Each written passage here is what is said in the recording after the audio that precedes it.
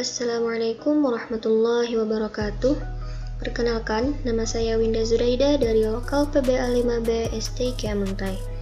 Pada kesempatan kali ini, saya akan mempraktekkan langkah-langkah korelasi bivariat atau product moment present, yang mana contoh permasalahannya yaitu seorang peneliti melakukan penelitian tentang hubungan atau korelasi antara motivasi dengan prestasi belajar pada SMA sahabat.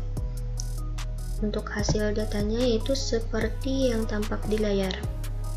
Jadi terdapat 10 responden, kemudian ada motivasi yaitu sebagai variabel independen atau variabel X, dan prestasi belajar sebagai variabel dependen atau variabel Y.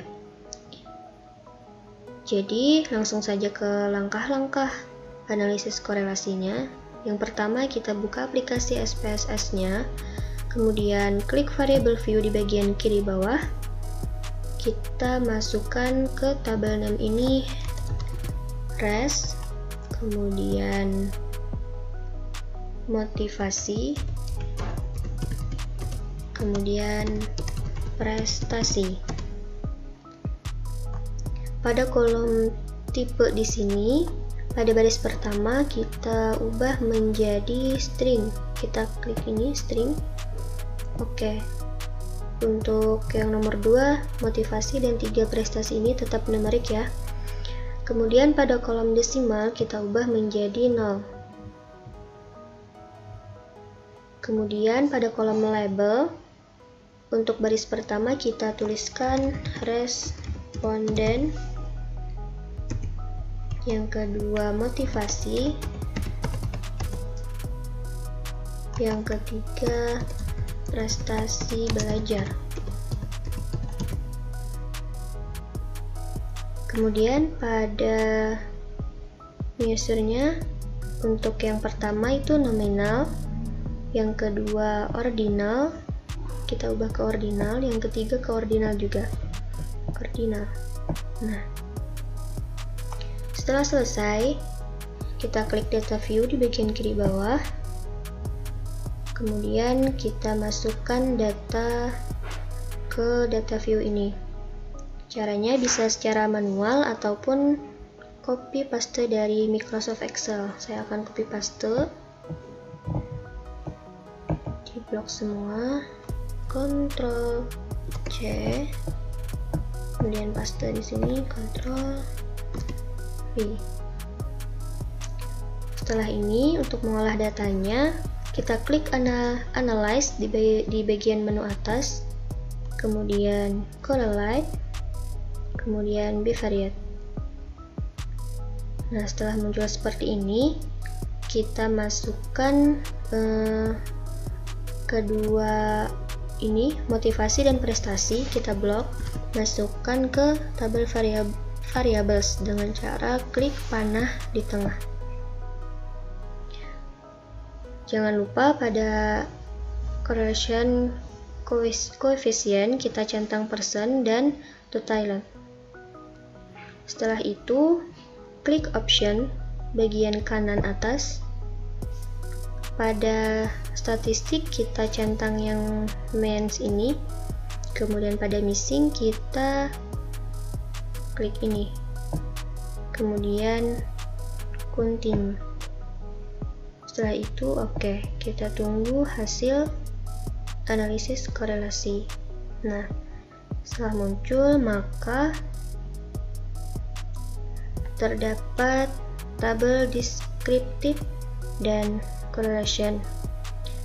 Tabel yang deskriptif statistik ini dapat kita baca yaitu terdapat 10 responden yang dilambangkan dengan N, dan nilai rata-rata atau mean, nilai rata-rata motivasi yaitu sebesar 30,00 dan rata-rata prestasi belajar sebesar 40,00. Kemudian jika dilihat dari hasil perhitungan yang ini, maka korelasi antara variabel motivasi dan prestasi belajar menunjukkan angka sebesar 0,422.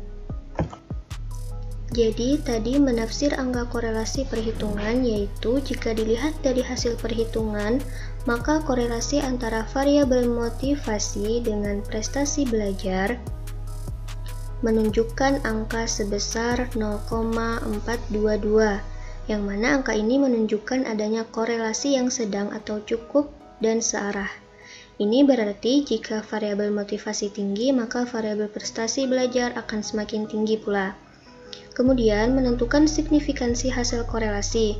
Untuk mengetahui apakah angka korelasi tersebut signifikan atau tidak, langkah-langkahnya yaitu yang pertama, tentukan hipotesis, yang mana HA terdapat hubungan yang signifikan antara motivasi dengan prestasi belajar, dan HO tidak terdapat hubungan yang signifikan antara motivasi dengan prestasi belajar. Untuk patokan pengambilan keputusan yaitu jika probabilitas atau signifikansi kurang dari 0,05 maka hubungan kedua variabel signifikan. Sedangkan jika probabilitas atau signifikansi lebih dari 0,05 maka hubungan kedua variabel tidak signifikan. Jadi keputusannya terlihat pada angka probabilitas hubungan antar variabel motivasi dan prestasi belajar yaitu sebesar 0,225 pada baris kedua di sini. Maka angka probabilitas 0,225 lebih dari 0,05, maka hubungan kedua variabel tersebut tidak signifikan. Kemudian untuk menentukan keputusan uji hipotesisnya, untuk mengambil keputusan ini kita lakukan uji hipotesis dengan langkah-langkah. Yang pertama, tentukan hipotesisnya, yang mana HA itu terdapat hubungan yang signifikan antara motivasi dengan prestasi belajar, dan HO tidak terdapat hubungan yang signifikan antara motivasi dengan prestasi belajar. Untuk kriteria uji hipotesisnya, yang pertama, jika probabilitas atau signifikansinya kurang dari 0,05, maka HO ditolak dan HA diterima. Jika probabilitas atau signifikansi lebih dari 0,05, maka HO diterima dan HA ditolak. Jadi, angka probabilitas di sini dari hasil perhitungan adalah 0,225. Jadi 0,225 di sini lebih besar dari 0,05. Maka dapat ditarik kesimpulan bahwa HO diterima dan HA ditolak. Artinya, tidak terdapat hubungan yang signifikan antara motivasi dengan prestasi belajar. Mungkin itu saja penyampaian analisis korelasi. Mohon maaf atas segala kekurangan. Wassalamualaikum warahmatullahi wabarakatuh.